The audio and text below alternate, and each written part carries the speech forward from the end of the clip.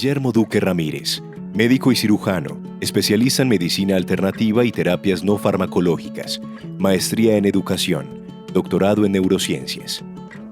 Debo comenzar esta conferencia agradeciendo a los organizadores del evento que hayan tenido en cuenta mi saber y mi conocimiento sobre el tema de los trastornos de sueño para participar en esta 26ª semana de salud ocupacional. El tema pues, a mi cargo es sueño, salud y sociedad. Es una mirada que empieza desde un campo cerrado, pero de un panorama abierto hacia el infinito sobre lo que son los trastornos de sueño y lo que es el sueño en la salud del ser humano. El sueño, para contextualizar a todos los que están presentes en esta conferencia, es un requisito biológico de la condición humana y del ser vivo. Estamos en el sueño con comportamientos que están generados genéticamente y también por la influencia cultural. El sueño tiene influencias de la cotidianidad, de los factores de luz y oscuridad, pero sobre todo de la presión social para que sea eficaz y mantenga su cometido, que es el mantenimiento de la salud. Dentro de las necesidades biológicas del ser humano y del ser vivo hay algunas influencias ambientales, las normas, las demandas sociales, las influencias y las presiones sociales van a alterar la cantidad, calidad y suficiencia del sueño.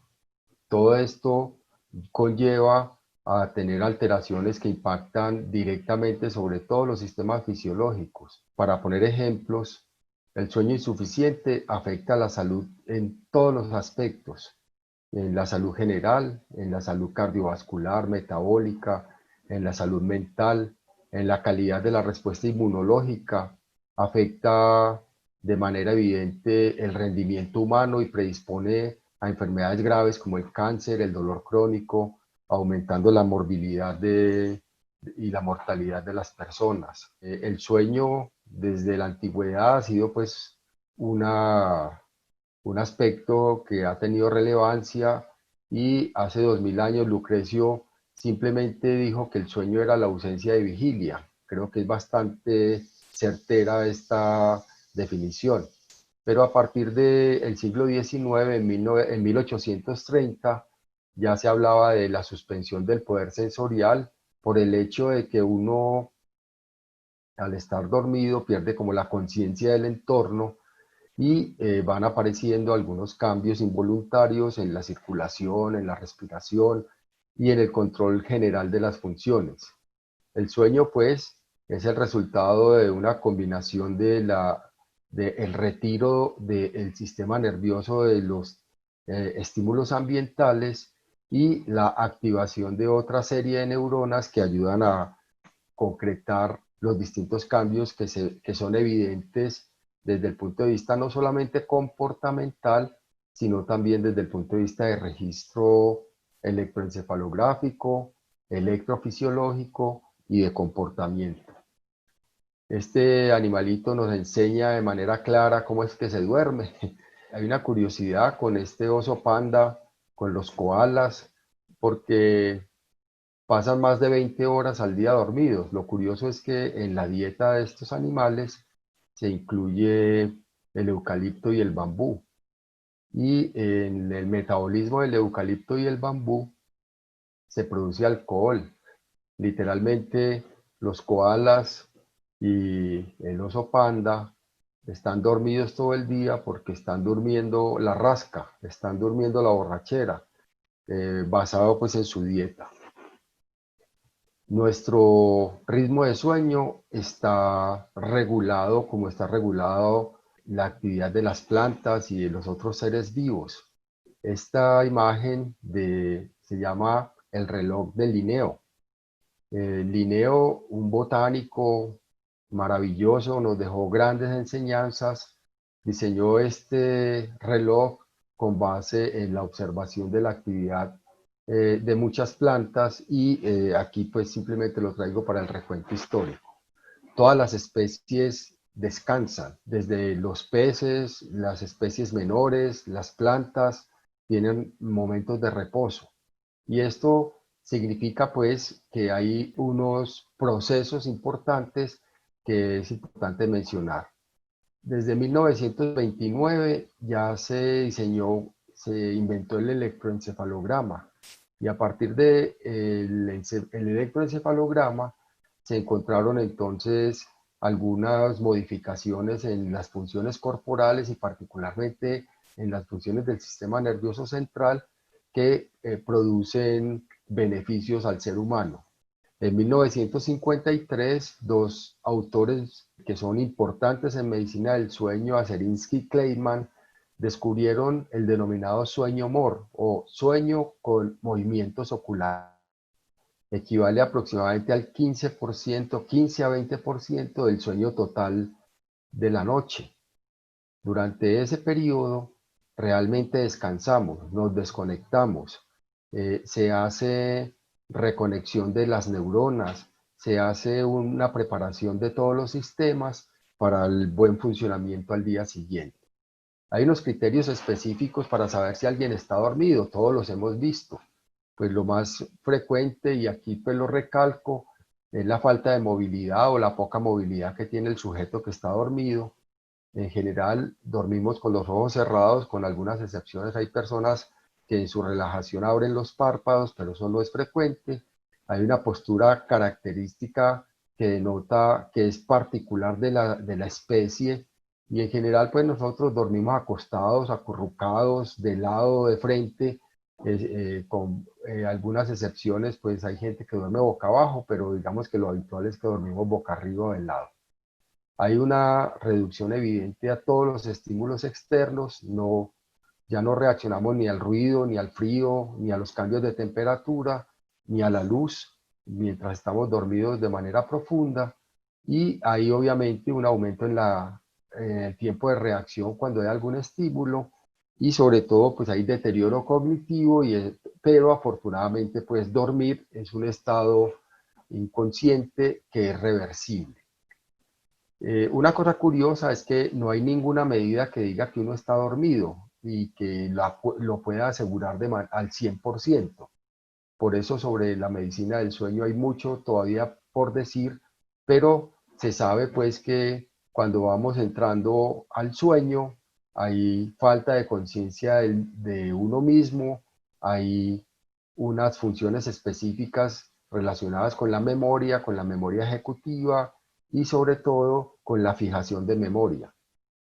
Nosotros mientras vamos durmiendo y nos vamos profundizando, pasamos de estar despiertos a estar somnolientos, pasamos a un estado importante que se llama el sueño sin movimientos oculares rápidos y prácticamente pasamos el 80% de la noche en ese estado, en un sueño que es profundo, que cumple unas funciones específicas hasta llegar a momentos específicos de manera cíclica que se llama los movimientos oculares rápidos. Todos estos cambios pues nos llevan a tener actividades específicas en la función del organismo, reorganizar pues todas las conexiones cerebrales, fijar la memoria, producir relajación y descanso y generar todo lo que esperamos, que es un sueño reparador que nos permita tener la mejor función en el día. Dormir está determinado genéticamente. Miren aquí algunas imágenes muy bonitas de padres e hijos que duermen de la misma manera. Eso ni siquiera pues está preparado. Son fotos espontáneas en hogares en donde se ve pues que tenemos un componente familiar y por ende habrá familias que prefieren dormirse más temprano y otras más tarde. Habrá dormidores cortos y dormidores largos. Habrá madrugadores y trasnochadores. Dentro de todo este conocimiento que se ha ido teniendo sobre las características del sueño, pues obviamente en el trabajo, que es lo que nos interesa, hay mucha incidencia y mucha influencia sobre la calidad del sueño, la cantidad del sueño y las preferencias que tiene cada ser humano. Digamos que lo más lógico sería que si alguien prefiere dormir a partir de la medianoche, pues su turno de trabajo no debería ser después de la medianoche.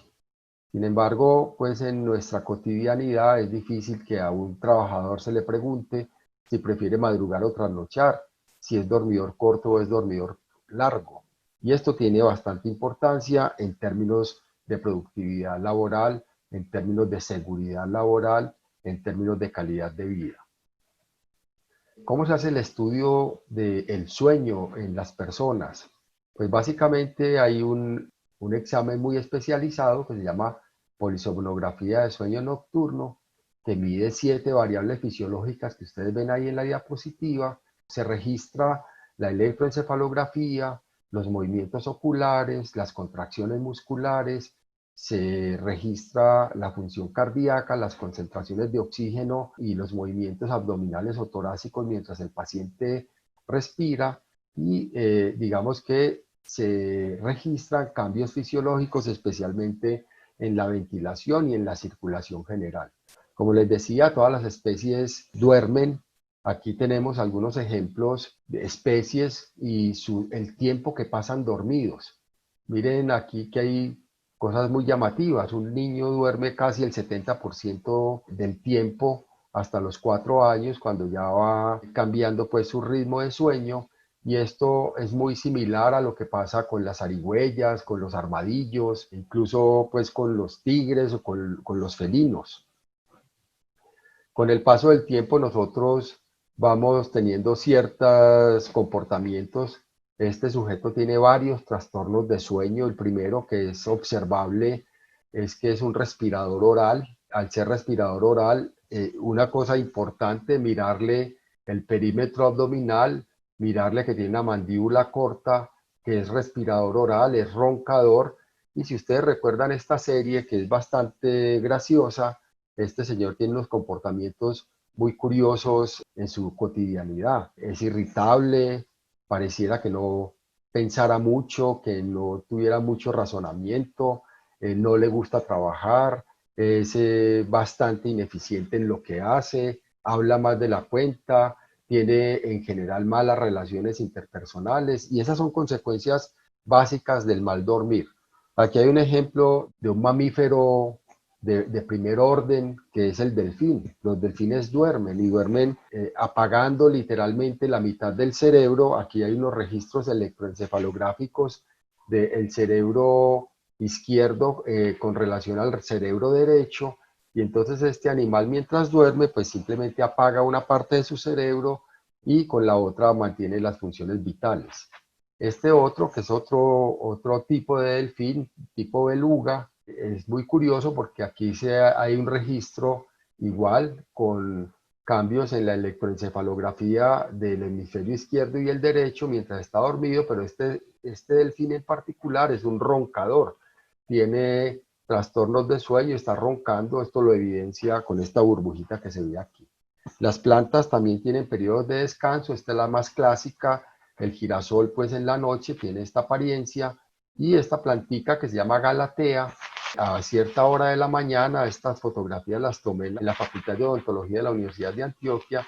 Cuando yo llegaba en las mañanas encontraba las planticas de esta manera y más o menos entre las 10:30 y 11 de la mañana ya la plantica estaba en estas condiciones.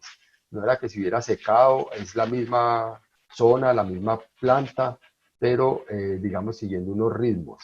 Esto es lo más clásico, todos hemos tenido la oportunidad de ver la adormidera, que también se llama mimosa, simplemente con el tacto, pues ella cierra sus hojitas y es una forma de reposo.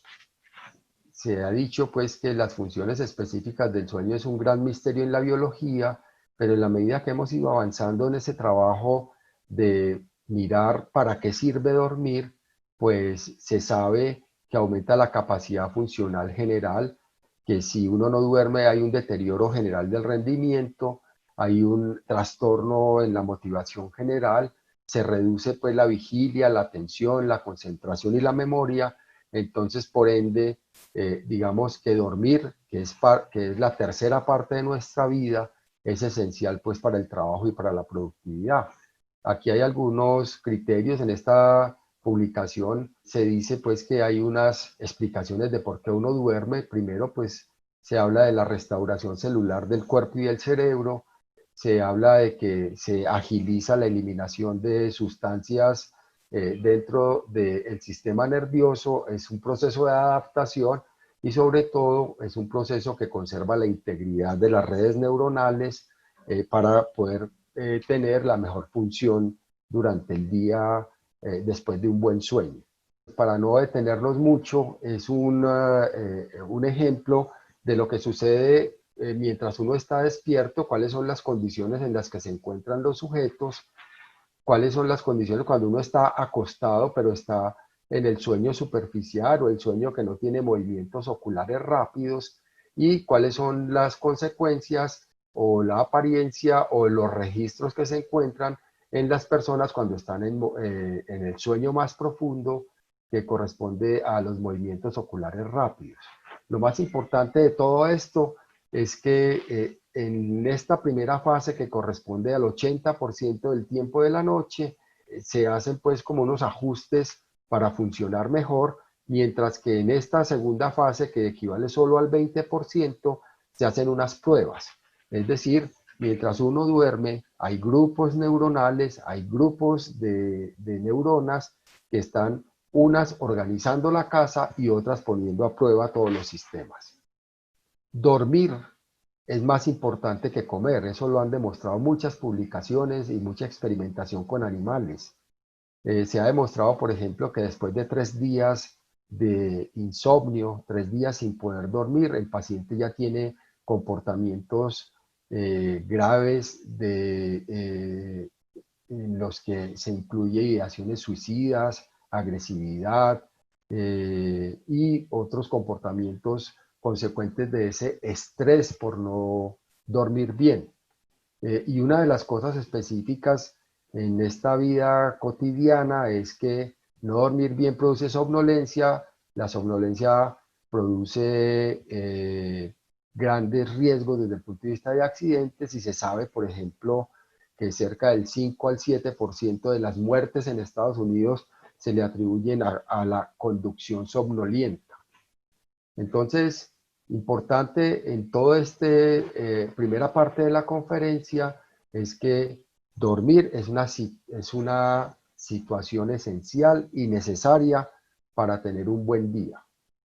Un buen día, un día productivo, depende de una buena noche. Miren algunas alteraciones cuando uno no duerme bien. En esta sinopsis que se ve en este esquema, se ve cómo el sueño interrumpido afecta a la salud mental, tiene efectos cardiovasculares, efectos cerebrales, aumenta la prevalencia del cáncer, tiene efectos sobre la reproducción, sobre las relaciones interpersonales, sobre la secreción hormonal, sobre la atención y la eficacia en el trabajo. Miren en esta diapositiva la importancia del sueño, así que si usted tiene disminución en la calidad del sueño, disminución en la cantidad del sueño, disminución, tiene un sueño interrumpido, pues va a tener grandes alteraciones desde el punto de vista funcional que se resumen en esta diapositiva. Hay falta de concentración, disminución en la eficiencia laboral, propensión a los accidentes, irritabilidad, malas relaciones interpersonales, aumentan los riesgos de salud en todos los aspectos. Si yo tengo una enfermedad crónica con un tratamiento bien llevado y tengo trastorno de sueño, ese tratamiento se me va a alterar y voy a estar otra vez descompensado para esa enfermedad crónica que padezco. Este es un video muy bonito para la segunda parte de la conferencia. En este video ustedes lo van a ver y van a disfrutar pues de lo que es la somnolencia diurna.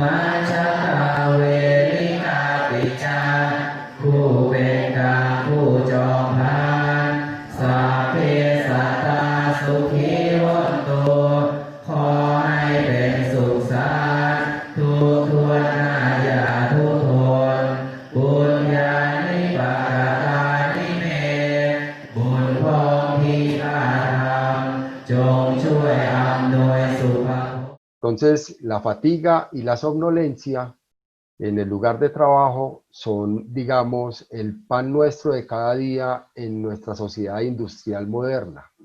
La fatiga es un fenómeno biológico muy complejo que tiene que ver con el tiempo de vigilia, la hora del día, la carga de trabajo, la salud de la persona y el estilo de vida fuera del servicio o fuera pues de su oficina. Todos estos son factores que influyen en la calidad de la alerta y en la calidad de la somnolencia o de la fatiga en todas las personas. La fatiga tiene como criterios fundamentales, pues primero que hay un impulso homeostático para dormirse después de que uno está cansado, y segundo, que hay unos ritmos circadianos que tienen que ver con la somnolencia. Para nadie es desconocido, por ejemplo, que después de comer, después de almorzar, uno tiene somnolencia que se ha denominado marea alcalina, y que si uno estuviera en las condiciones y en la posibilidad de hacer siesta, debería hacerla. Y para las empresas sería muy rentable permitir que sus empleados hicieran una siesta de no más de media hora, como lo han demostrado grandes empresas en el mundo que han instaurado la siesta obligatoria en sus trabajadores y han demostrado aumento de la eficiencia en el trabajo y disminución de la accidentalidad. La mayor causa de fatiga en cualquier persona es el sueño insuficiente o el sueño interrumpido. ¿Qué quiere decir esto? Pues que una persona que se acueste más tarde de lo habitual, que duerma menos de lo que habitualmente duerme, que tenga una deuda de sueño en términos de que se haya trasnochado o que haya dormido mal en la noche anterior por tener insomnio de conciliación o insomnio de mantenimiento, pues va a tener un muy mal día con las consecuencias que habíamos visto previamente. La somnolencia excesiva en el lugar de trabajo y en las carreteras es un peligro grave de salud pública. Hay muchos estudios y cada vez son de mayor importancia y de mayor trascendencia todas estas consecuencias que tiene el mal dormir, porque produce resultados adversos no solamente en la salud física y mental, sino en la salud social. Es decir, en la salud pública, un conductor somnoliento es un riesgo. Tuve la oportunidad de hacer estudios sobre somnolencia diurna en transportadores de carga y en transportadores de pasajeros, y los riesgos son inmensos. El trabajo por turnos en distintos estudios que se han hecho en Estados Unidos y en Europa muestran que 15 a 30% de los trabajadores adultos están comprometidos ahora en un trabajo por turnos, y cada vez vamos hacia una sociedad 24/7. Esa sociedad 24/7 nos está cambiando, como nos cambió el Internet, como como nos cambiaron las redes sociales. Hoy se sabe que nuestra generación duerme 20% menos que las generaciones anteriores, que la generación de los abuelos y de los padres, y eso tiene un costo. Entonces, la respuesta y tolerancia al trabajo por turnos, especialmente turnos nocturnos, es de carácter individual, y esta es una consideración que tienen que tener todos los empleadores.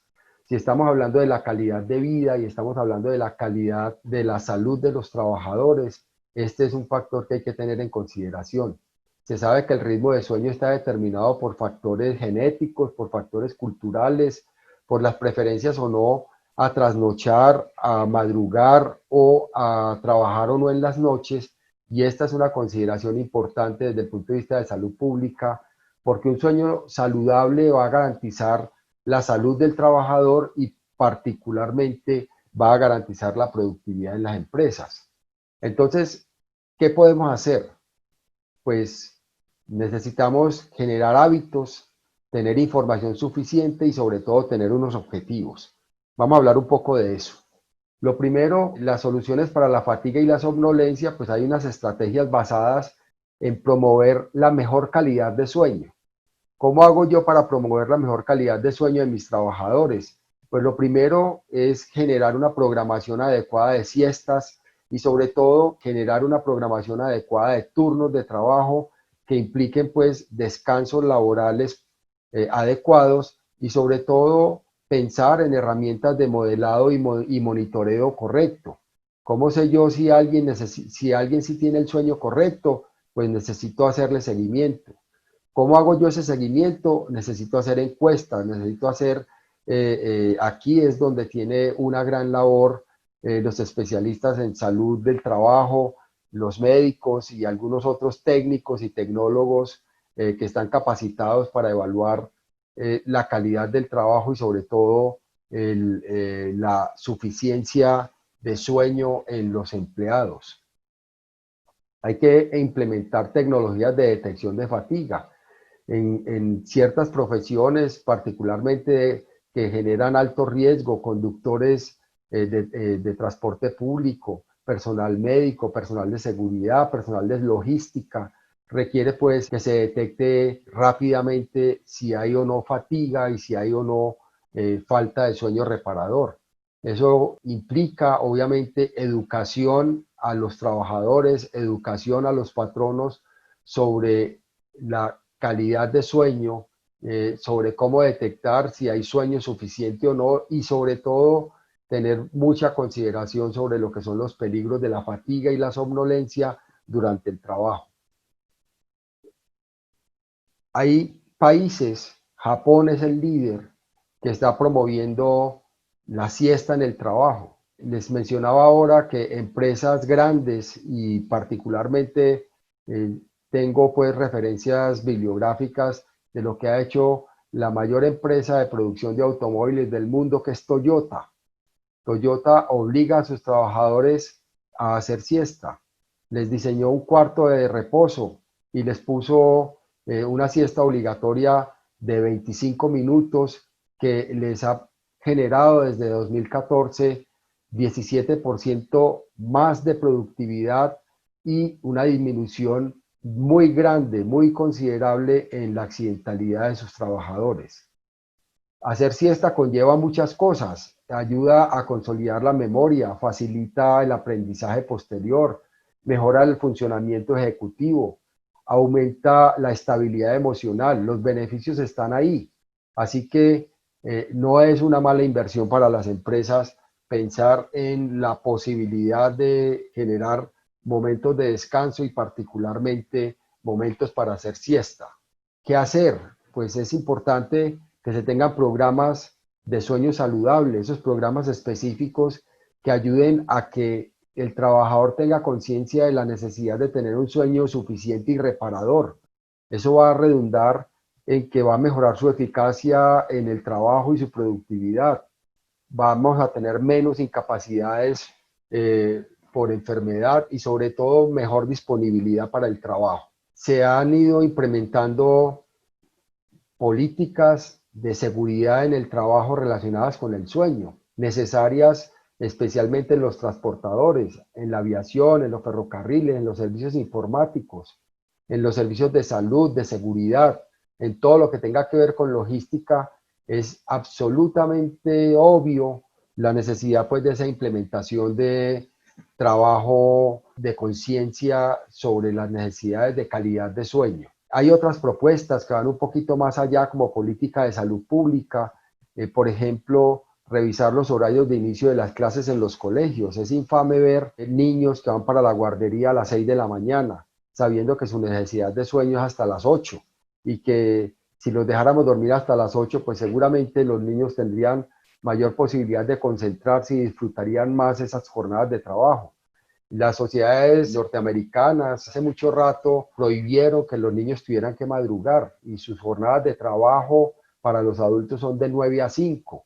Incluso pues se ha pensado en la necesidad de que las universidades modifiquen sus horarios de trabajo para poder generar mayor atención y disminuir la accidentalidad. Obviamente esto tendrá que ver con enfoques regionales y nacionales y tener adicionalmente la conciencia de pensar en políticas de tiempo de silencio, que nuestros gobernantes nos ayuden a pensar cómo hacer para reducir el tráfico en zonas de residencia, cómo hacer para disminuir el ruido en las noches, cómo disminuir la luz ambiental y el ruido de los vecindarios.